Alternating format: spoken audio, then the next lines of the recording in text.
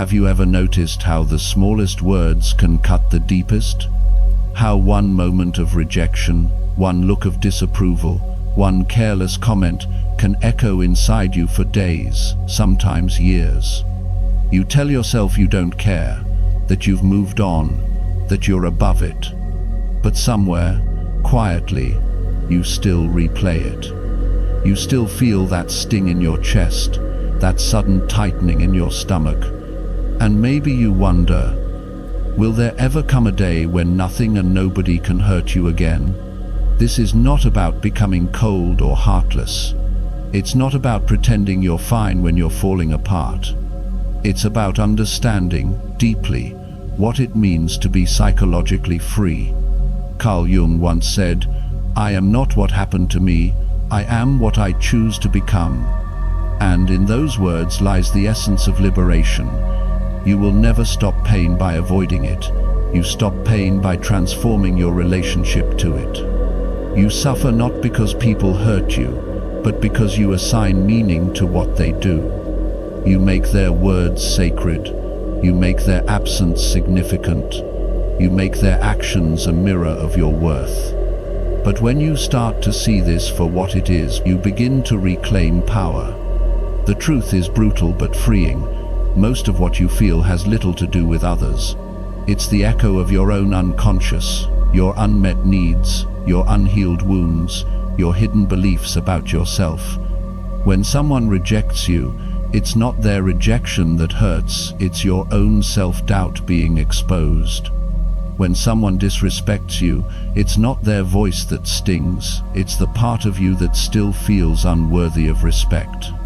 This is why some people can be betrayed, insulted, humiliated, and remain calm not because they are numb, but because they no longer identify with the part of them that can be broken. Becoming mentally untouchable is not about arrogance, it's about awareness. It's not caring, it's caring selectively. It's realizing that your peace is too expensive to be traded for every opinion, every slight, every misunderstanding. The world will always test you. It will always push to see where you still bleed. And every time you react, you reveal where you're still chained. Most people live in emotional slavery. They don't see that the chains are invisible, forged not by others, but by their own expectations, attachments, and fears.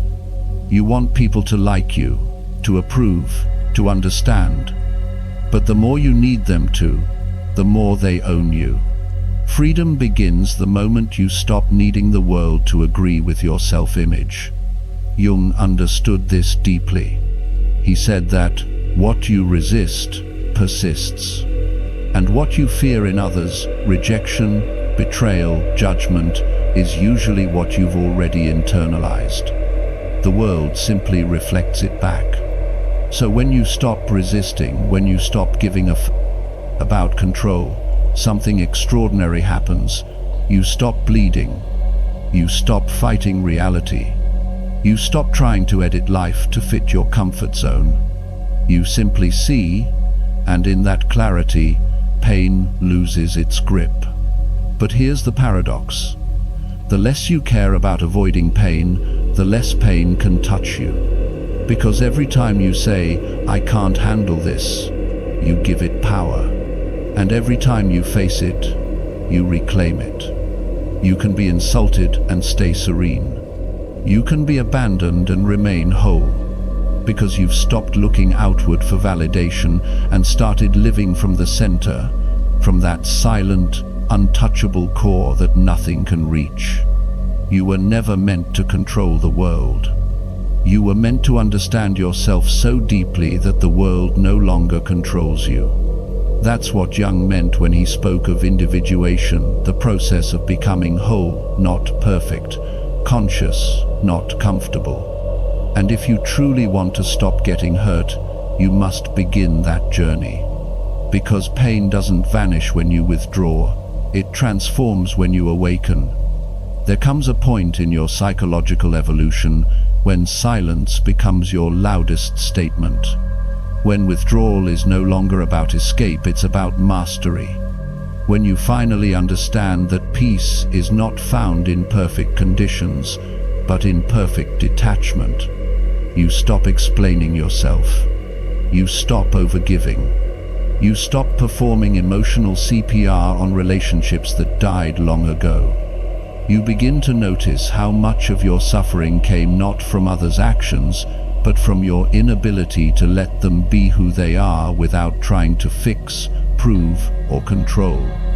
And when that realization settles in, a different kind of strength rises inside you, the kind that doesn't need to announce itself. People will call you distant, cold, unbothered, but you'll know better. You've simply learned the art of energetic economy. You've stopped pouring your attention into places that drain you. You've understood that attention is the most expensive currency in the psychological world. Wherever you spend it, you build meaning. And when you stop spending it carelessly, everything about you becomes rare. Carl Jung believed that individuation, the process of becoming whole, demands separation from the collective hypnosis of approval and belonging. You can't awaken and still crave validation. You can't evolve and still need to be liked. Because true transformation is not socially compatible, it's psychologically solitary. You'll feel misunderstood, maybe even lonely at first, because you're detaching from the emotional patterns that once defined your identity. But in that emptiness, something new grows: sovereignty. Not arrogance, not indifference, sovereignty. The quiet knowing that your peace, your emotions, your worth are yours alone to command. And that realization changes everything. You begin to see how people test your boundaries unconsciously, searching for the old version of you, the one who overextended, over-explained, overgave. But that version no longer exists. You no longer chase closure, because you understand that closure is an internal event, not a conversation. You no longer fear loss, because what's real can't be lost. And you no longer fight to be understood, because misunderstanding doesn't threaten truth. This is the psychological turning point Jung described when he said that one must withdraw projections. Every time you blamed others for how you felt, you projected your inner conflict onto them. Every time you felt hurt by their behavior, you revealed a hidden dependency on their validation. And so, healing is not about fixing others, it's about dissolving those projections until nothing outside of you holds emotional authority. Imagine standing in the middle of chaos and feeling nothing but stillness. Not apathy, clarity. Because now you see, emotions are data, not destiny. You don't repress them, you observe them. You don't drown in them, you decode them. You've become the witness, not the wound.